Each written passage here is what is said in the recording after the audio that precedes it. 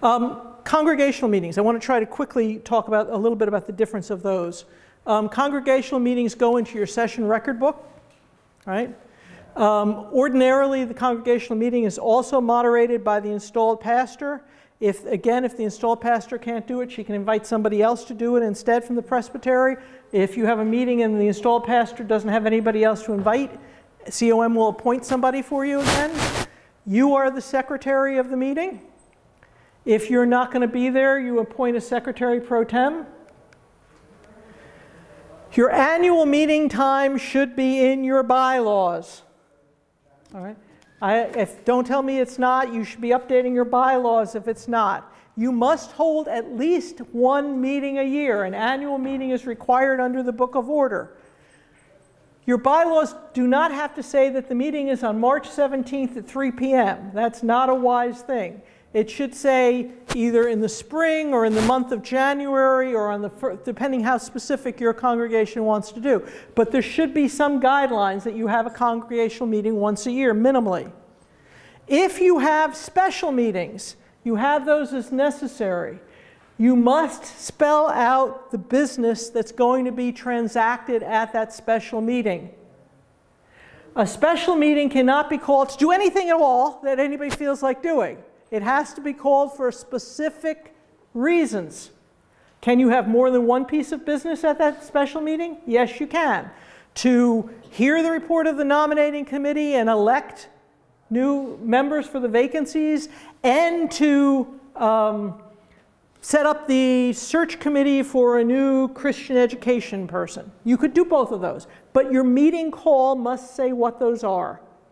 Right? It's very important for a special meeting, and you will put those into the minutes. Right away at the top? How was this meeting called? What was the purpose of the meeting? Because below that, your minutes should not have anything that doesn't have to do with the purpose called of the meeting. All right? It makes a really nice outline for you of what goes into your congregational meetings. You must give adequate notice for a congregational meeting, and you must say that you have given adequate notice. Now, what constitutes adequate notice? Who knows? Yeah, we do 3 weeks, I think. So you do 3 weeks? I say we do 3 Sundays. 3 Sundays? 2 Sundays? 2? 1 month? You know what? You're all right, because adequate notice is defined by the individual congregation now under the new form of government. Your bylaws should be clear on what adequate notice is. And does notice go by announcing it on Sunday morning? Does it go by an email? Does it go in a newsletter? It's up to you all what adequate notice is. Right? It can't be 3 minutes before the congregational meeting. It has to really serve as adequate notice. But you should be, as a part of your task when you do your bylaws, is to figure out under this new form of government what for you is adequate notice and how it's given. All right? So in a world where a lot of the congregation no longer comes every single Sunday in a row because there are sports events and there are kids' birthdays, and adequate notice may not be announcing 2 Sundays in a row from the pulpit right before the meeting that's what a congregational meeting is. It may need to be something like an email instead that will really get to people. Or it may need to be newsletters that's sent out to everybody. So you need to conjure with that as your individual session. What constitutes that now? This really isn't a question, but I'm like kind of amazed because we have a very old congregation. I hate to say it, but I would say at least a quarter of our congregation don't have emails. Right. I'm amazed at how you're using email so... I'm using email as one option that's new. Oh, I realize right. that, but it sounds like a lot of people... A lot of congregations have switched to email as a way to do notice. And we have a huge range. So when we get to minute reading, I'm sure one person will say to us again, at least to me, why can't we exchange minutes electronically? So we do that in the presbytery now. Wendy will send her minutes, in this case, for instance, to the clerk of Southern New England, and he'll send them to her. And that's how we do it now, because all of us have email. But we're not at a place in the presbytery. We have a good number of congregations where a lot of our sessions don't all have email. And so we're not at that place yet as a presbytery. And some people have email that's spotty. And so sometimes it's there and sometimes it's not. We all having gone through the last couple of weeks where I've lost power. I know what spotty email is like, and I'm sure I've lost email in it. Adequate notice, so up to you what that is. You're going to make sure there's a quorum for the congregational meeting. What it constitutes a quorum, it's up to your bylaws. This isn't a reason to change your bylaws if you haven't updated them since the 1950s, because odds are good you were a larger congregation in 1950 than you are now. And I got a call last year from a congregation that said, the quorum listed in our bylaws is larger than the number of members of our congregation now, right? It can be a problem, so you need to update your bylaws. No proxy voting.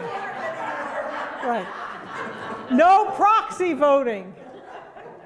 You may not at a congregational meeting have somebody vote for somebody else. I don't care if they bring in a form notarized. It's not allowed. All right. There is no, and no, generally for congregational meetings, no electronic voting either. Ballot voting is allowed if you choose to have it. All right. Whose obligation is it to make sure that there are ballots available? If yours. All right.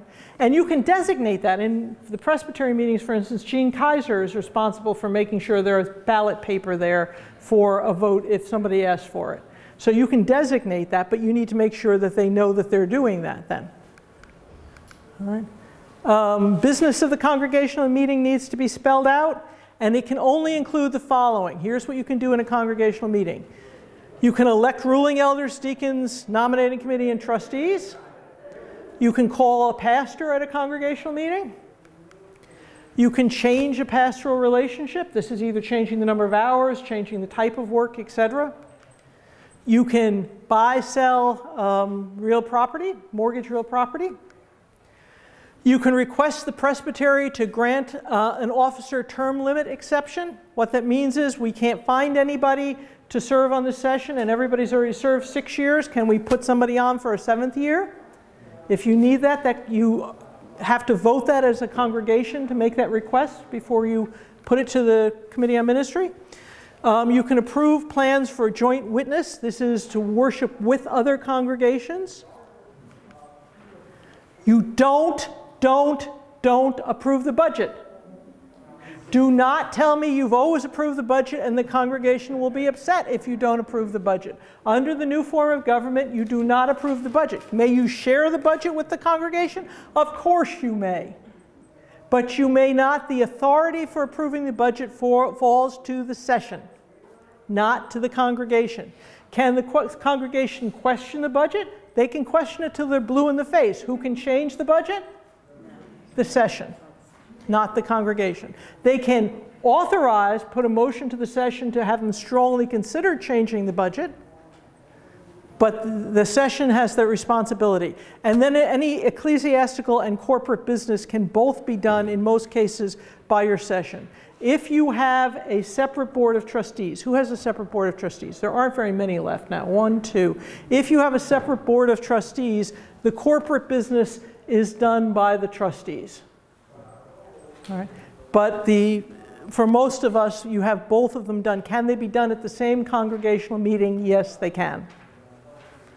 All right. So if you have a separate budget, you will have the chair, a separate board. You'll have the chair of the board of trustees come up to do the part that's the corporate, run the corporate part. But otherwise, you'll just keep going with your meeting and have both in your, New York allows them both to be in the same place. So that's, I think we have to stop because you need to break before we come back at 11. So I'll take your question. And one question for clarification. What is plan of joint witness? A plan of joint witness would be when you're going to worship with another congregation. So together the Presbyterian Church and the Lutheran Church are going to begin to worship together 4 times a year with the possibility perhaps down the road of thinking about whether they want to merge into a federated congregation. That would be the kind of thing that a congregation would need to approve. It's not just let's have an ecumenical service. It's for a larger purpose than just worshiping together once. At the congregational meeting, we do show the budget, but we don't approve it. I mean, That's fine. That's completely fine. have to show the budget? No, you don't have to, but my guess is that people, and you can choose how you show the budget. I actually got that question this week. Do you have to break out every staff member's salaries to small details? No. You can choose how you show the budget. You probably want some form of the budget shown to the congregation because... Well, we like them to see what's Right. coming in and what's Right. going out. Right. But do we have to But- give the full-fledged 5-page? No. You can choose... No. Item? No. You don't have to do that. You have to give some form of the budget. You must do pastor salaries because congregations have to vote on that. And it's costing this amount for us to pay Social Security taxes for this, and our...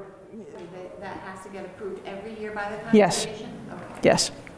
Other questions? Yeah. Just for approval of something, is it right to put parentheses MSP? Yes. Motion second pass? Yes. Or we use MSA, move second approve. But yes, that's fine. I would not write it out each time. I would always use abbreviations. Somewhere, either the first time you've used it, or you should put down what the abbreviation stands for. If you're moving by consent agreement, and we're going to talk about that as well at the next meeting, you might put MC, move by consent. Okay? All right, so let's take a break and we'll come back and you'll be joined by other folks